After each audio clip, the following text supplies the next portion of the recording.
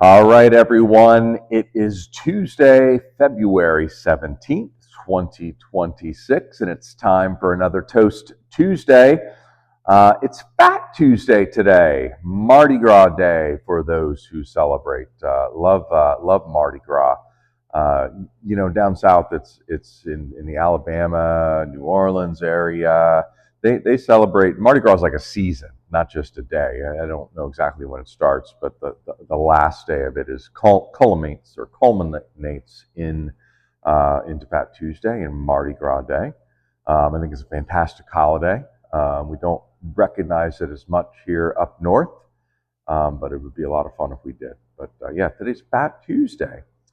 Let's see, what else is going on here? Shout out to the Fox Run team. Fox Run had a little staff outing yesterday where they did some wine tasting, and we were thrilled to host them at Cane and Vine.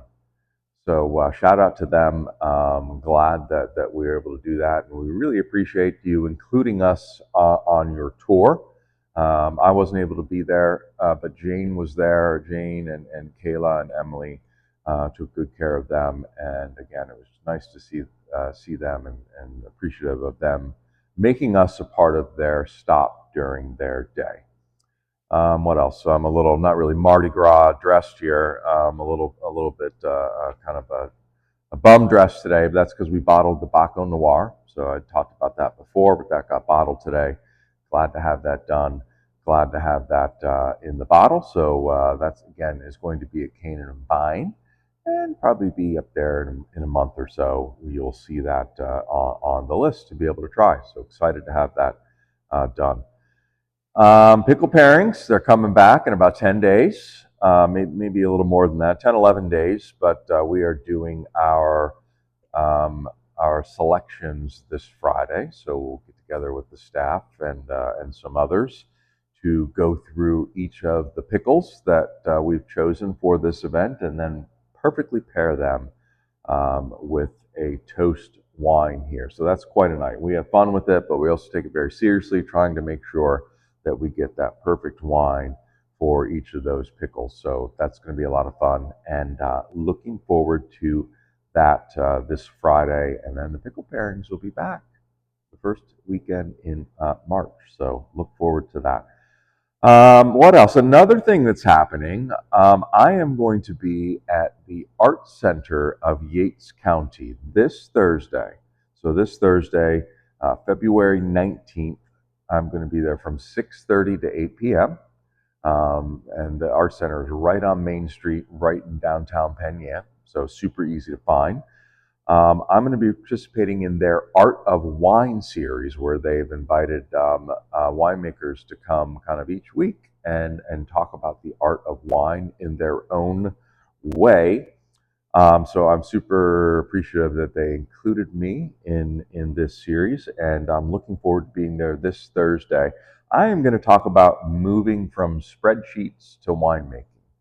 How my journey from going from a CPA, corporate finance role to a commercial winemaker. So it's going to be a lot of fun.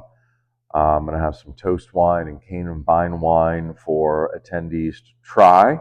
And I'm also going to pull out a special wine from my personal library from when I made wine at home as an amateur winemaker. So I'm going to bring one of my homemade wines to that event to let people try. I thought that would be fun as well. So I'm looking forward to that. If you're in the area, if you're local, would love to see you out there at the Yates County Art Center. It is a ticketed event, and there is limited tickets available, so you can go online now actually to get those tickets if you want to at the Art Center of Yates County website, and you can purchase those tickets to come see me. So would love to see you out there. Hey, I've got a special behind the scenes for you today. So we're going to take you behind the scenes on what my day was like yesterday when we disgorged our 2025 Pet Nat Chardonnay. So we hand disgorged it. Thought we'd take you behind the scenes to kind of show you what that's all about. So you guys enjoy that, and then I'm going to come back and see you after that behind the scenes. All right, enjoy. All right, here we are behind the scenes on a special Toast Tuesday. We are disgorging our Chardonnay Pet Nat today, and we are a mess. So I've got my helpers here today doing this. Let's take a quick look at the bottle and show you what that means. Disgorging. So this is our disgorged Pet Nat. I don't know if you can see that sediment in there, but there's a little plug of sediment that goes right in this section here. And we've been storing these bottles upside down now for, since probably the last couple of months. We've riddled it.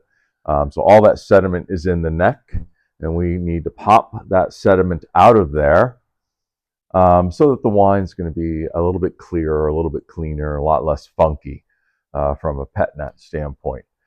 So the disgorging process, we're going to pop that bottle cap off. That sediment's going to shoot out. We are going to lose some wine too. So then we're going to top up the bottle with a little bit more wine, and then we're going to put another bottle cap on it. So that's the disgorging process.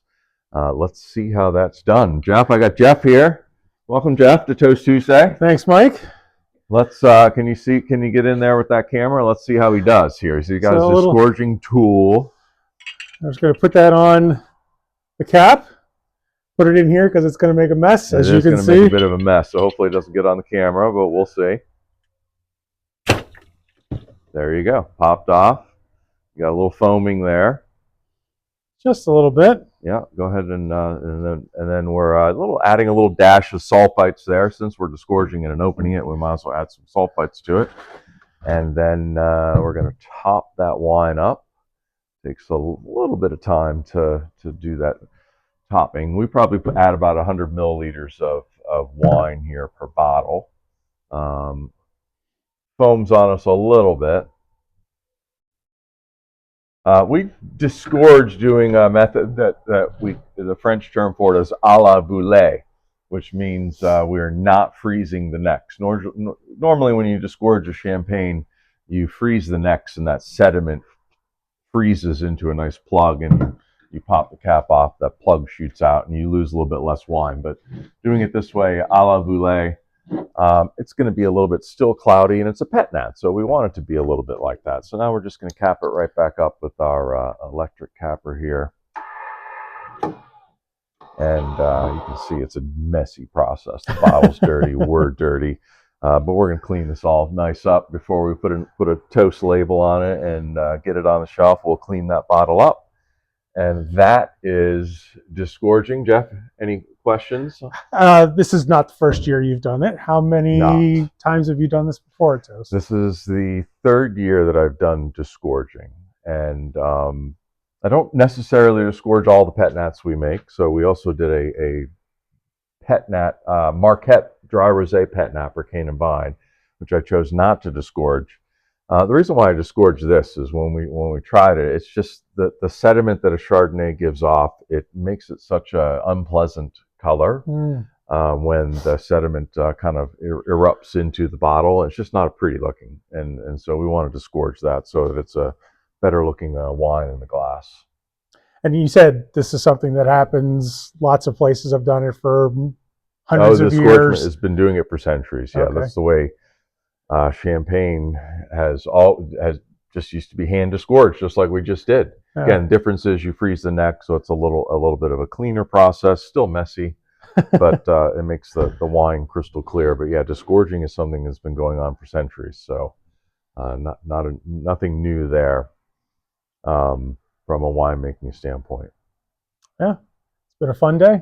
Been a fun day. Been a bit of a long day. We're almost done though. What do we got? 5 cases left to go. Left. So we're gonna get there. Yeah, hopefully you found it informative, and we'll see you later. Cheers. Cheers. Thanks, Jeff. All right.